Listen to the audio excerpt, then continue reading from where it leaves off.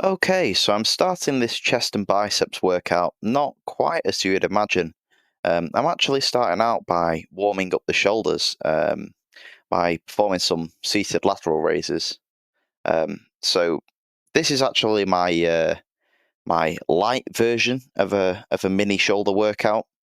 My heavier shoulder workout will be in 2 days after leg day. I do shoulder and triceps. Seated laterals are sort of my favorite kind of lateral raise. The reason why I've done this, I posted a short yesterday, sort of explaining why I do this. But basically, lateral raises, even though they're a really good shoulder exercise, they sort of have an unfavorable resistance profile. So what that means is when you do them, they're sort of heaviest at the top.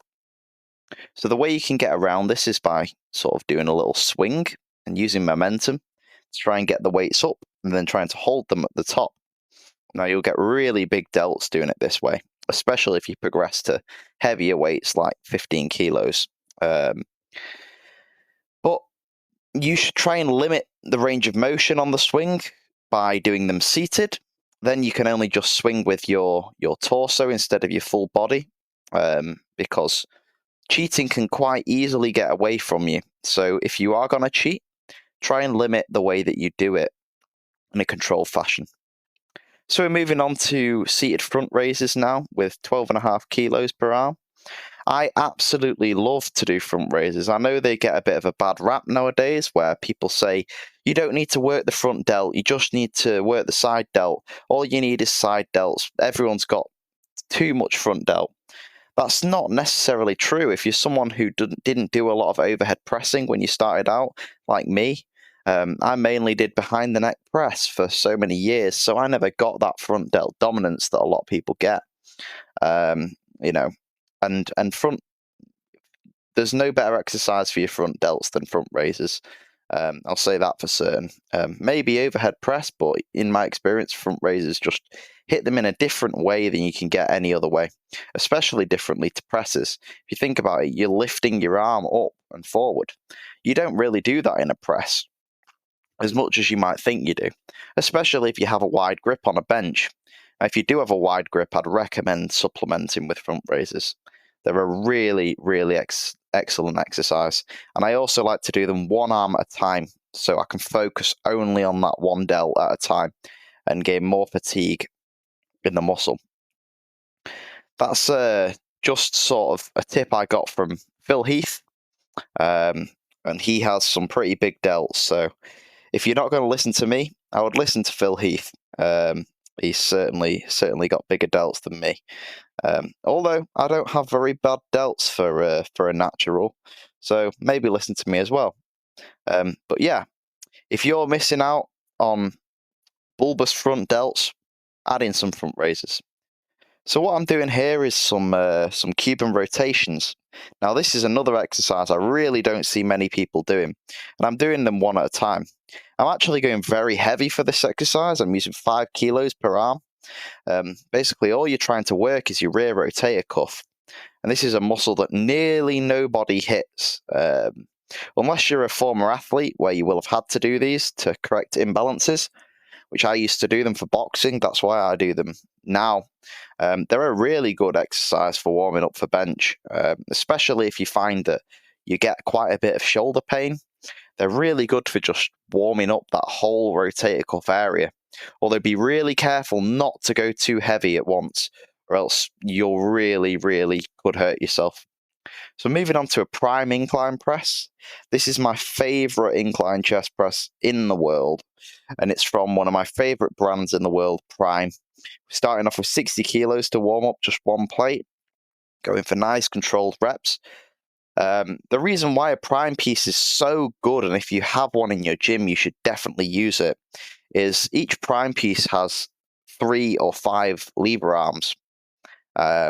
So this one has 3 lever arms, which means where you place the weight changes the resistance profile. So as you can see here, I've moved up to 100, and half of the weight is on the middle pin, half of the weight is on the top pin. What this means is that the The weight is stretch biased, so the weight is going to be heavier at the bottom of the press than at the top. So it really feels like it's going to rip your pec off the bone when you're at the bottom of the movement, and then it eases up as it gets higher up. This takes a lot off your delt and more onto your chest as your delts and triceps take over more in the press as you get closer to the lockout. Moved up to 120 kilos here, and the rep range is getting shorter.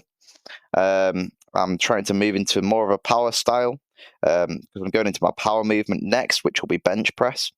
But yeah, 120 kilos here. That's not lightweight for this machine. This machine jumps very rapidly. It's not one of those chest presses where you can knock on 5 plates like a hammer strength one and just rep it out like nothing.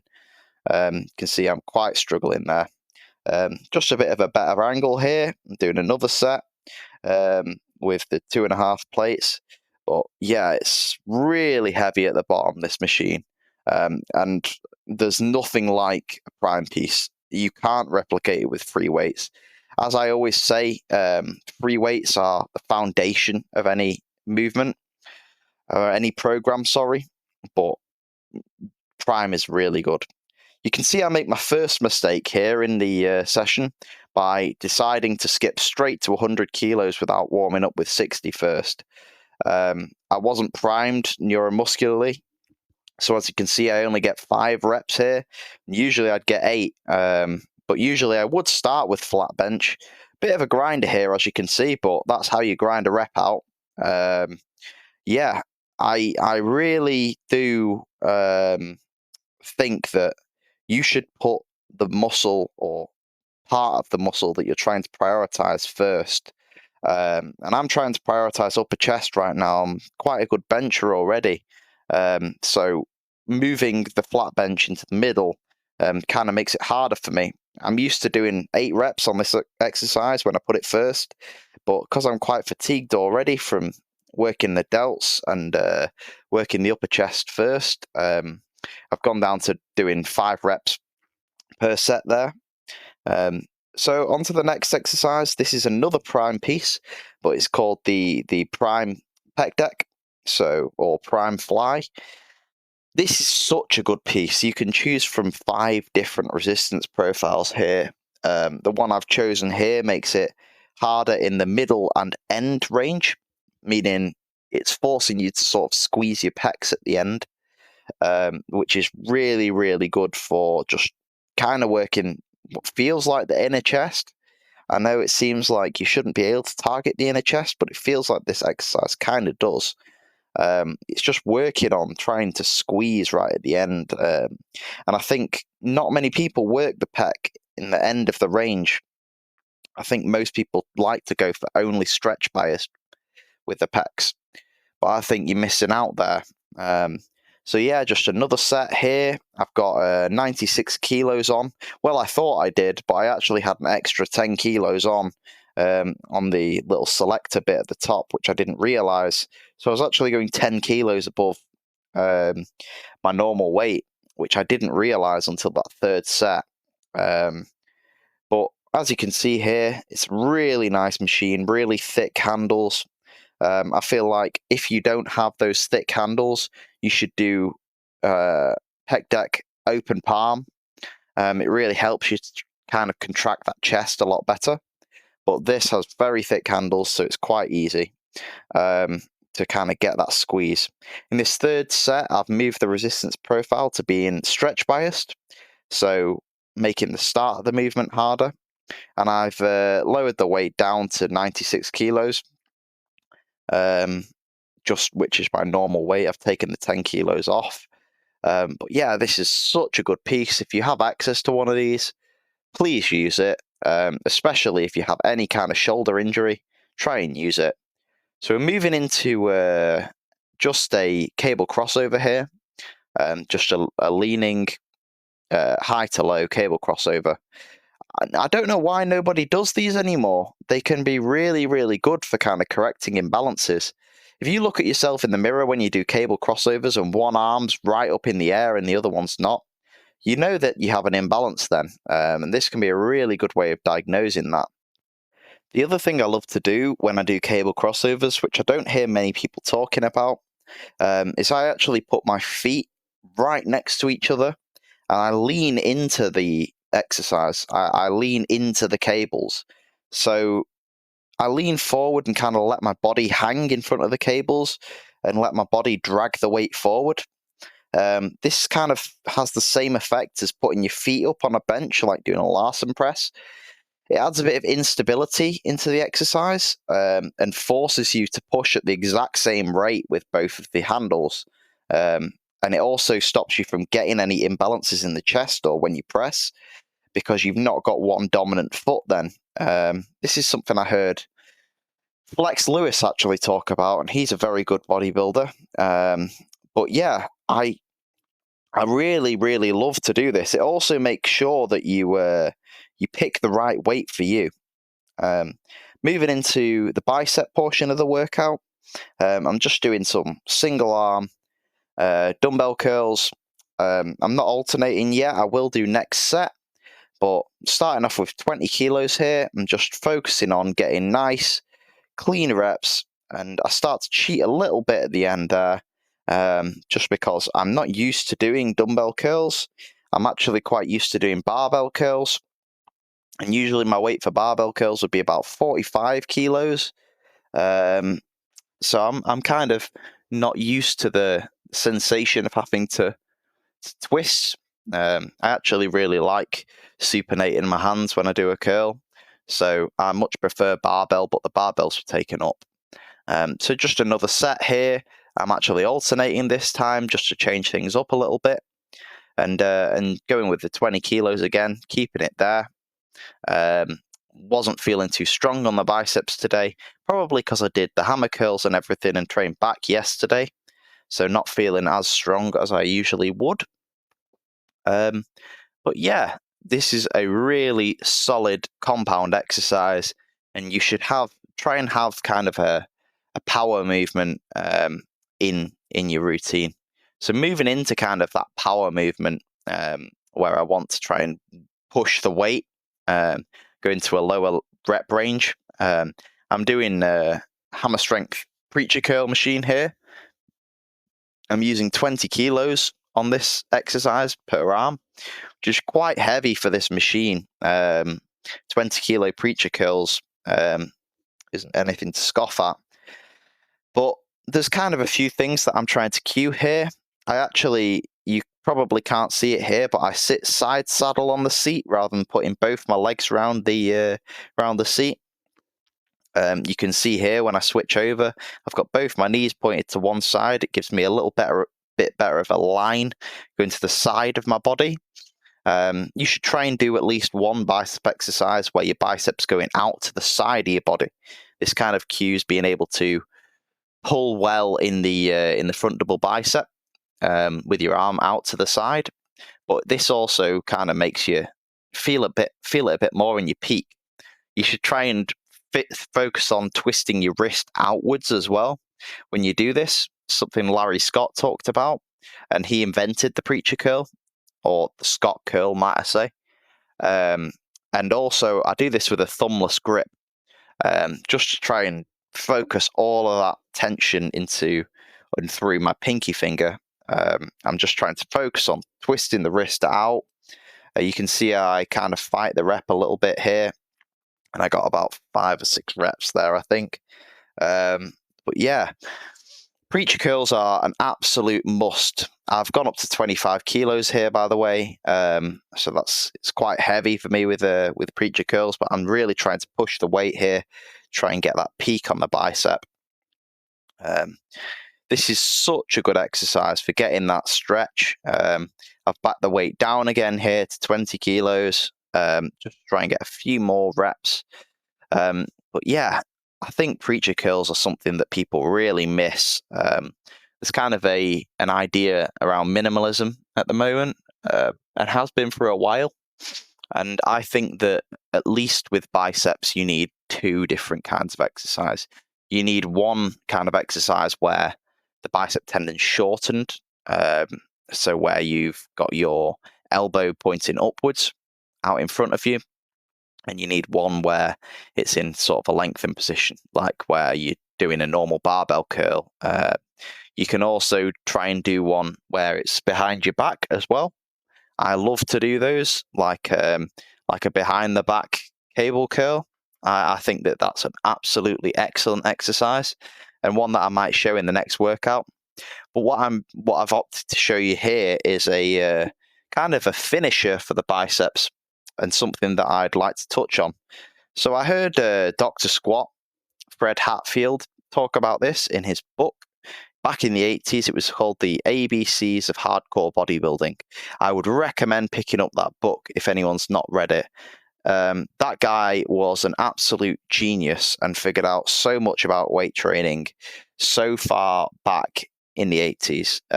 Stuff that people think they're discovering now that he talked about.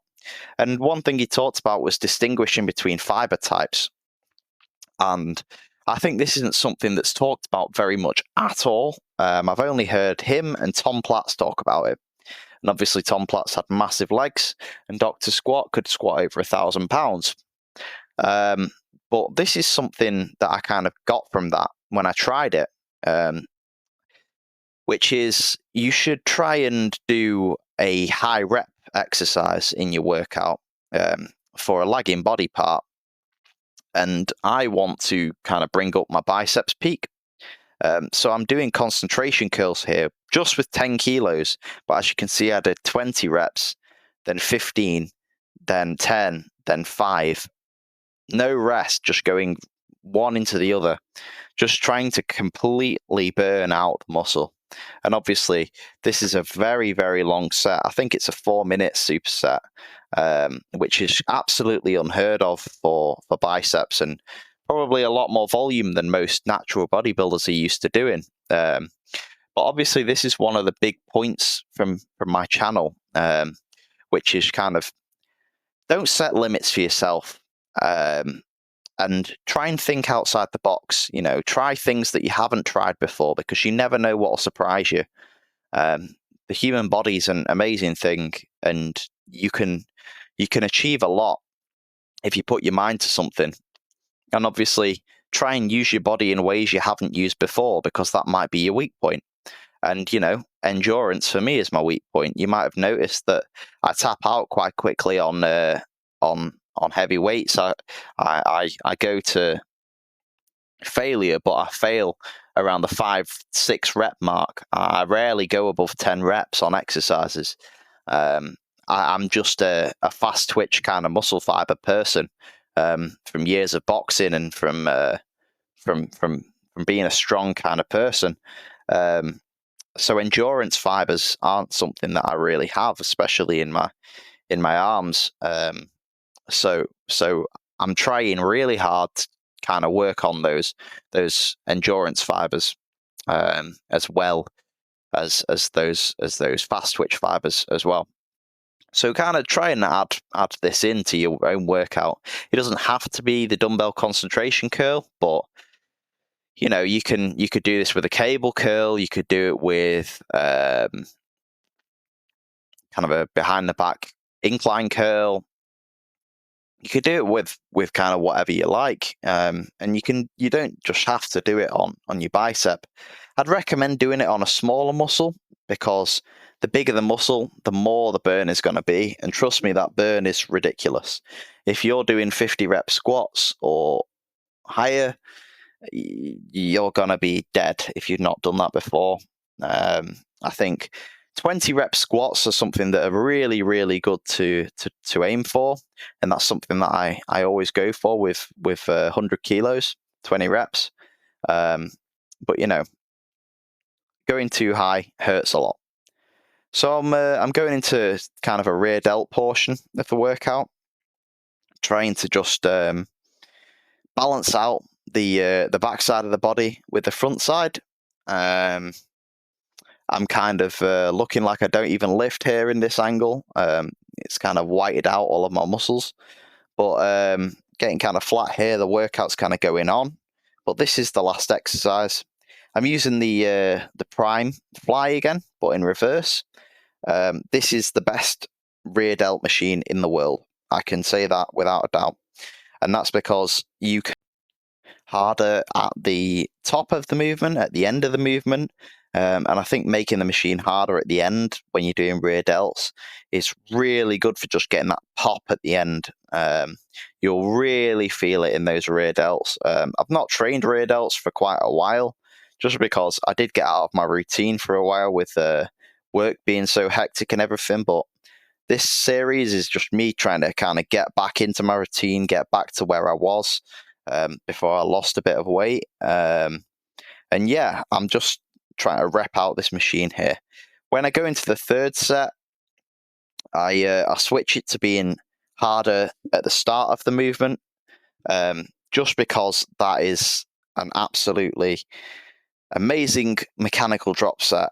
The weight is the exact same, still 56 kilos, but making it harder at the start. We're usually stronger at the start of a rep than we are at the lockout.